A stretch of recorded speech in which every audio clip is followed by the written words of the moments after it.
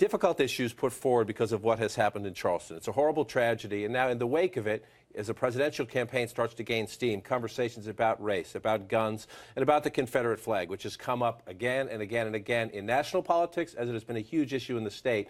Hillary Clinton, back in 2007, when she was running for president, said the flag has no place in a public state display. It is on the grounds of the state capitol in South Carolina. It used to fly over the Capitol. As a compromise a few years ago, they moved it to a Confederate memorial, essentially, on the grounds of the state capitol. Hillary Clinton said long ago it should go. Here's her Democratic rival, Martin O'Malley, say, why are we worried about this today?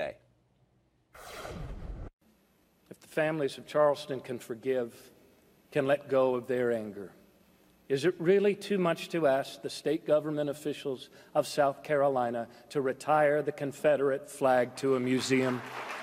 The Republican candidates, however, most of them have been a lot more careful. Mitt Romney, the former Republican nominee, tweeted out over the weekend a position he's taken in the past. He said in 2008 when he was running, get this thing off the grounds of the state. It belongs in a museum. It should not be on state property publicly displayed. President Obama actually tweeted saying, good position, Mitt. Jeb Bush did this in Florida, and he says he's confident South Carolina will get there eventually, but he didn't specifically say do it. Listen to Mike Huckabee. Mike Huckabee, a candidate for president, a former pastor. He's run before. He says stop asking presidential candidates about this. I still feel like it's not an issue for a person running for president. Everyone's being baited with this question as if somehow that has anything to do whatsoever with running for president, and my position is it most certainly does not. That's his position. It most certainly does not. Well, some people think that marriage should be left to individuals or left to the states to decide whether gay couples can get married. Governor Huckabee says no. Some people think a woman should decide whether or not she can have an abortion, and the government shouldn't get involved in that. Governor Huckabee says no. Is it a convenience for a Republican candidate to say, I will give you my values judgments on the issues that appeal to my voters, but I won't discuss values judgments on issues where they might get me in trouble? Running for president is one giant hypothetical question, and the Republican candidates and the Democratic candidates, ask Hillary Clinton about trade, will say, oh, but this is a hypothetical, I don't want to go there.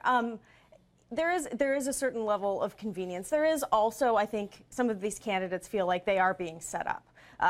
First it was vaccines, and they were all being asked to take a position on that. Then there were questions about, well, do you think President Obama is a Christian? And then everybody was being asked questions about that. And so I think that the candidates at times do feel like the liberal media, particularly the Republican candidates, feel like the liberal media is coming asking them gotcha questions. Is this a gotcha question? If you're president of the United States and you saw the president of the United States, this president has had to come out many times after mass shootings. His Republican predecessor, George W. Bush, did sometimes after big events, mass shootings, 9/11, things. Your job as president is to lead the country when there's something big before the country. This is something big before the country. Is it unfair to ask somebody who wants to hold the nuclear football, who wants to get the bully pulpit, what's your position? You can say, if I lived in South Carolina, I would not support it. I don't, but I hope this is where they go. What's wrong with that? Who are you afraid of? Yeah, you're right. I mean, basically, to Tamara's point, how would the country change and how would it stay the same if you were president, sir or ma'am, right?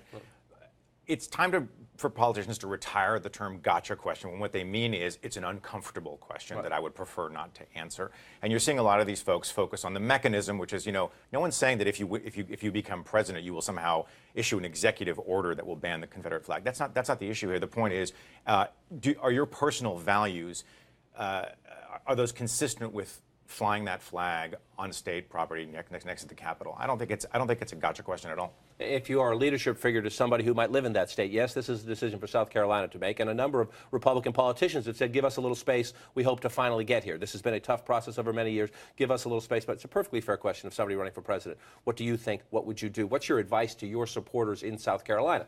Perfectly fair question. Sorry, Governor.